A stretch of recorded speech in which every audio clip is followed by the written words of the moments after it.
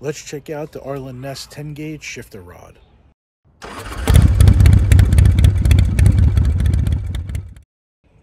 So this isn't an installation video. This is more of a just check it out video. I need to replace my shifter rod or shifter linkage on my 2019 Road King.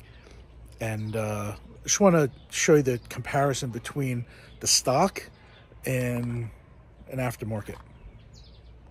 Look how much beefier the Arlen Ness 10 gauge is compared to the original. Check that out. That's pretty solid. Let me throw this thing on and then I'll show you what it looks like when it's on there. All right, let's see how it looks. Yeah, it's much better. That is a hell of a lot beefier than the original was. I'm gonna take it for a test drive and make sure everything's working right, but it looked good. I like it.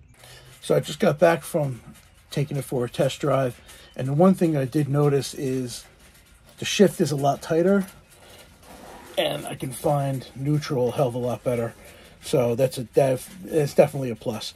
So far so good. So if you're interested, it's the Arlen Ness 10 gauge shifter rod.